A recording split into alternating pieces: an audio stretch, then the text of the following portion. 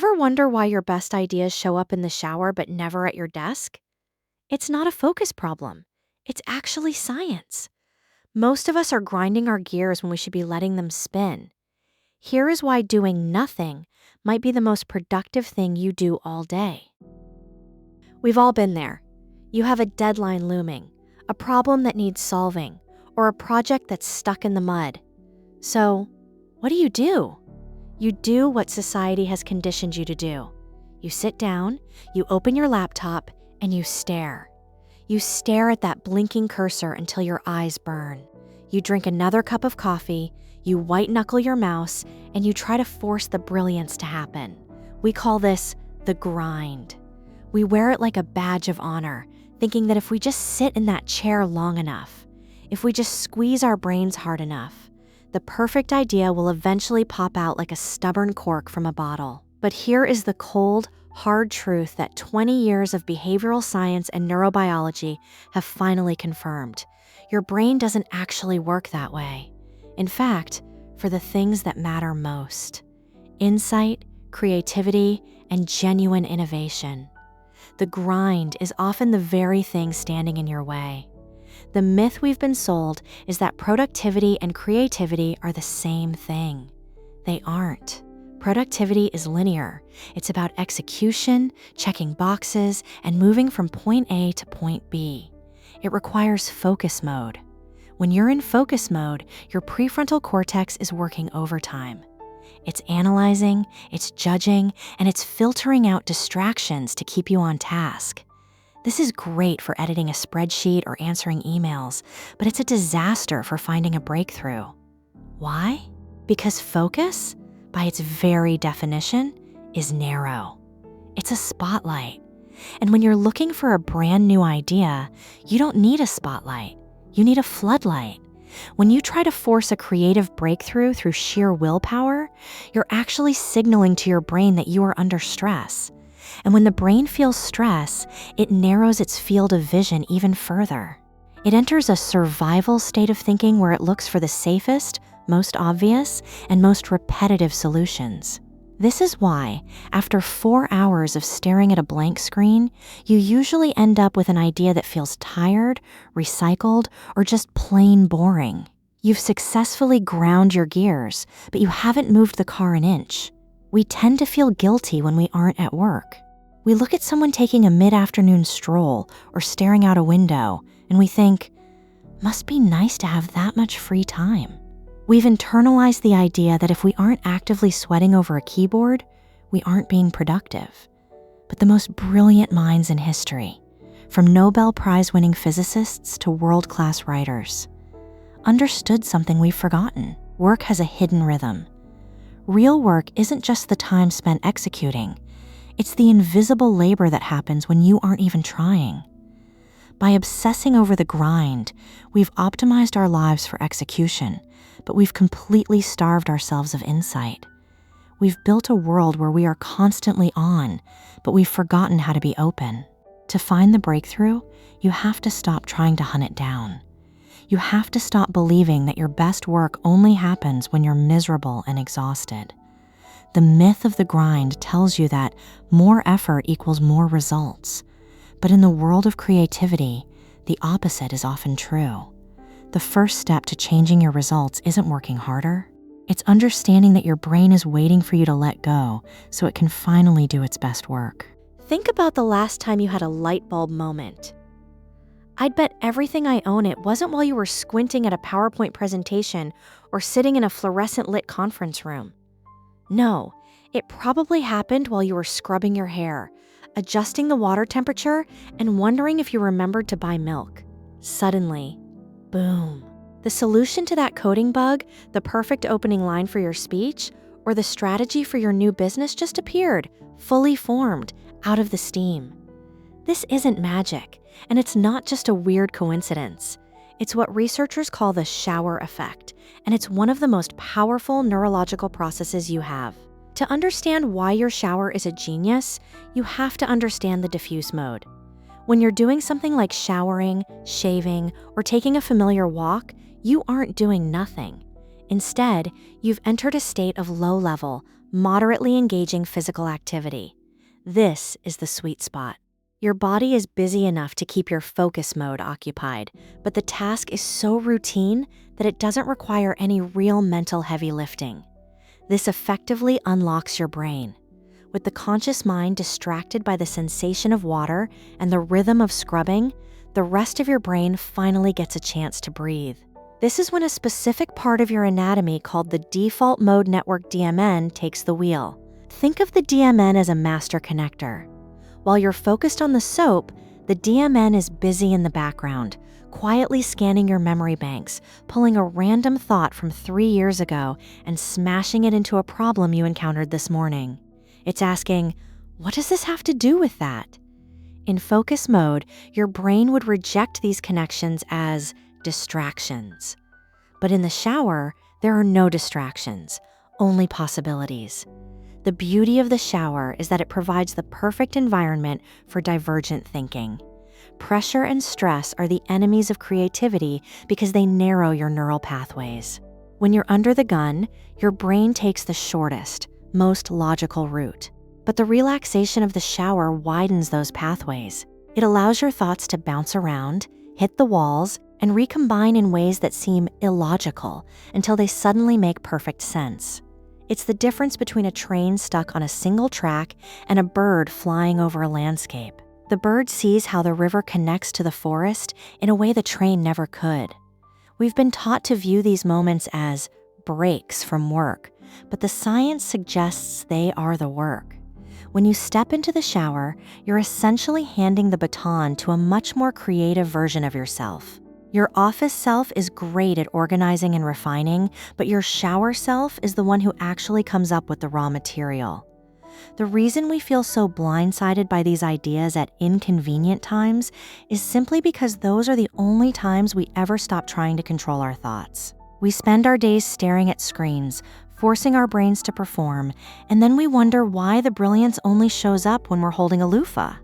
It's because the shower is one of the few places left in the modern world where we aren't consuming information or producing results.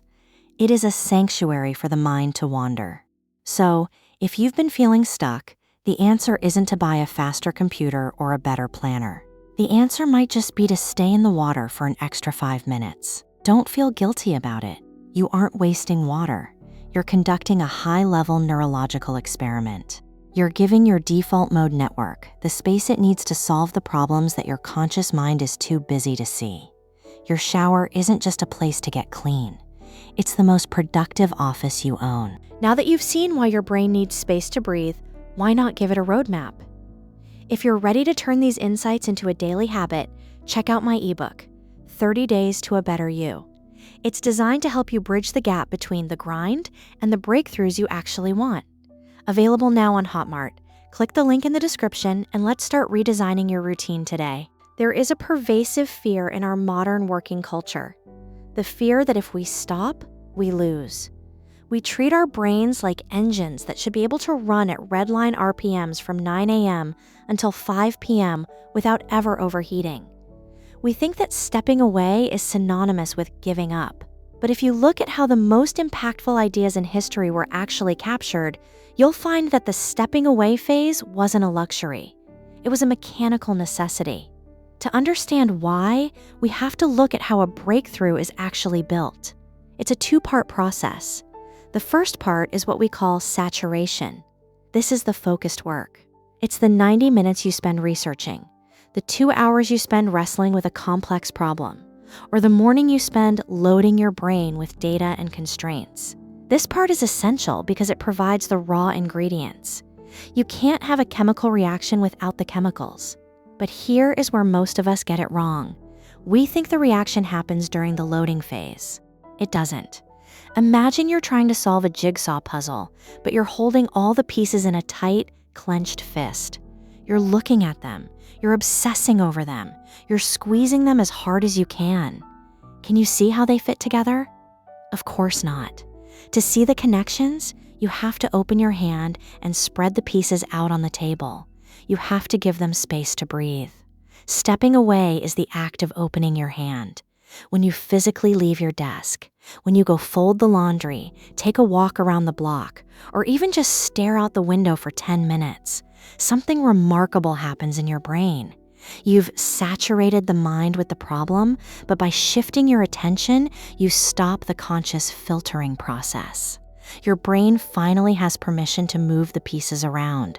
This is the incubation period. The science of creativity shows that insights often come during this specific transition from high-intensity focus to low-intensity relaxation. It's the aha moment that happens when you're finally not thinking about the thing you were just thinking about. By stepping away, you are intentionally lowering the noise of your conscious mind so that the signal of the subconscious can finally be heard. Think of a scientist like Oliver Smithies. He didn't find his world-changing innovations by grinding through the standard lab hours when everyone else was watching. He found them during his Saturday morning experiments. Why? Because on Saturdays, the pressure was off. The boss wasn't looking over his shoulder, the deadlines felt further away, and he could wander through his thoughts without judgment. He stepped away from the expectations of work to find the truth of the work. We often feel a sense of guilt when we aren't producing. We feel like we're slacking if we aren't typing. But you have to reframe this. Your brain is a biological organ, not a digital processor. It needs periods of low energy consumption to reorganize the high energy data you just fed it. When you take that 15-minute walk, you aren't taking a break from work. You are engaging in a different, more sophisticated form of work. You are allowing the diffuse mode to do the heavy lifting that your focus mode is simply too rigid to handle. The power of stepping away lies in the realization that your best ideas don't belong to you. They belong to the process. You do your part by loading the problem, and then you must have the courage to trust your brain to do the rest while you're busy doing something else entirely. If you never step away, you never give the breakthrough a place to land.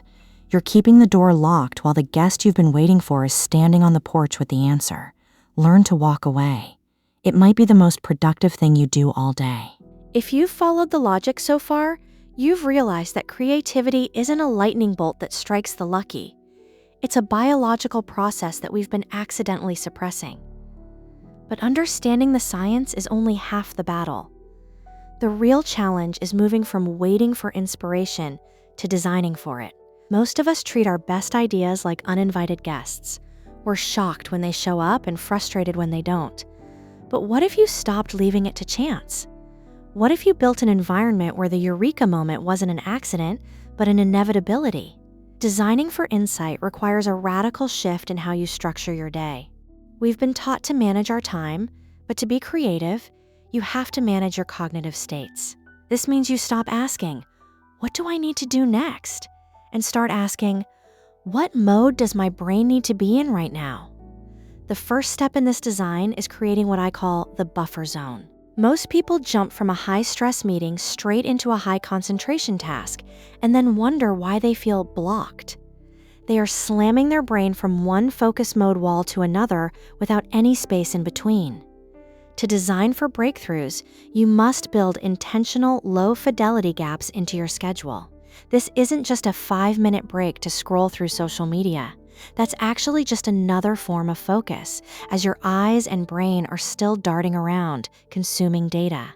A true buffer zone is a moderately engaging activity that requires your body to move but lets your mind drift. Think about the Stanford study that found walking increases creative output by nearly double. That's not a small margin.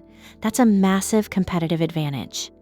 If a pill could double your creativity, it would be the most expensive drug on earth. Yet, we have this tool for free. Designing for the eureka moment means scheduling a 15-minute walk, not as a reward for finishing your work, but as a core component of the work itself. You put it on the calendar. You protect it like a meeting with a CEO. Because, in a way, you are meeting with the CEO of your insights, your subconscious. Another crucial design element is the satiation detachment loop.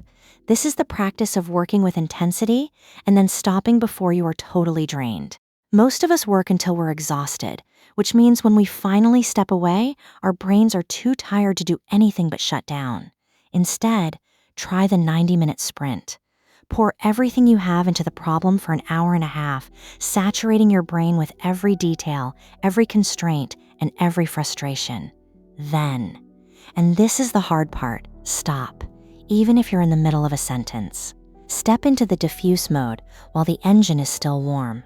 This gives your default mode network the fuel of the problem while you still have the energy to process it in the background. Finally, designing for insight means being prepared for the ambush. Because the diffuse mode doesn't respect your schedule, it will often throw the answer at you when you're least prepared to catch it, like when you're driving or halfway between awake and asleep. A design-focused creator knows that the brain is for having ideas, not keeping them. If you don't have a system to capture the thought the second it appears, you are telling your creativity that its contributions aren't valued. Whether it's a voice memo app, a waterproof notepad in the shower, or a physical journal by the bed, your capture kit is the infrastructure of your genius. When you design your day this way, you stop being a victim of writer's block or creative ruts. You realize that the eureka moment isn't something you pray for. It's something you provide a landing strip for. You aren't just working. You're engineering a lifestyle that respects the rhythm of the human mind. By balancing the intensity of focus with the liberation of the walk, you stop hoping for a breakthrough and start expecting one. We have arrived at the final piece of the puzzle, and it requires us to unlearn the most damaging lie we've ever been told about our own minds, that daydreaming is a waste of time. From the moment we enter a classroom, we are taught that a wandering mind is a sign of laziness, a lack of discipline, or a focus problem. If you aren't staring at the chalkboard or the computer screen, you aren't doing the work. But if we look at the mechanics of the human brain, we see a completely different story. Daydreaming isn't a distraction from the work. For the most brilliant among us, it is the work. When you allow your mind to drift, you aren't just spacing out. You are engaging in a sophisticated process of mental recombination. Think of your brain like a massive, infinite library. When you are in focus mode, you are like a researcher looking for one specific book on one specific shelf. You are efficient, but you are limited. However, when you enter the state of daydreaming, when you let the mind wander without a destination, it's as if the lights in the library go out and the books start talking to each other. In this state, the boundaries between departments dissolve. A snippet of a conversation you heard at lunch suddenly collides with a technical problem you've been trying to solve for months. A memory from your childhood provides the emotional resonance for a marketing campaign you're designing. This is why we call them breakthroughs. You are literally breaking through the walls that your conscious, logical mind has built to keep things organized. Daydreaming is where old thoughts break down and recombine into something entirely new. It is the birthplace of the accidental discovery. Consider the story of the Saturday morning experiments, or the physicists who found their greatest insights while staring out a train window. They weren't trying to be productive in the traditional sense. They were allowing their minds to enter a state of play. And play is the ultimate catalyst for innovation. When you play with ideas without the fear of being wrong or unproductive, you open the door to the impossible. But there is a catch. To turn a daydream into a breakthrough, you have to change your relationship with empty time. In our world of constant notification and infinite scrolls, we have become terrified of boredom. The second we have a moment of silence, standing in line, waiting for a coffee, sitting at a red light, we reach for our phones. We fill every crack in our day with digital noise. By doing this, we are effectively suffocating our breakthroughs before they can even breathe. We are denying our brains the nothingness they need to process the everything we've fed them. A breakthrough requires you to protect your boredom. It requires you to sit with your own thoughts and trust that they are doing something valuable, even if you can't see the progress bar moving. It's about moving from a life optimized for execution to a life optimized for insight.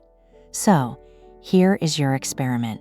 Stop apologizing for your walks. Stop feeling guilty when you catch yourself staring out the window for 10 minutes. Stop trying to win every second of the day with a task. Instead, start treating your daydreaming as a high-level strategic meeting with your subconscious. If you design your life to respect the truth of how your brain actually works, balancing the grit of the grind with the freedom of the wander, your best ideas will stop feeling like inconvenient accidents. They will start to feel like an inevitable part of who you are. The breakthrough isn't out there waiting to be found. It's already inside you, waiting for you to get out of its way.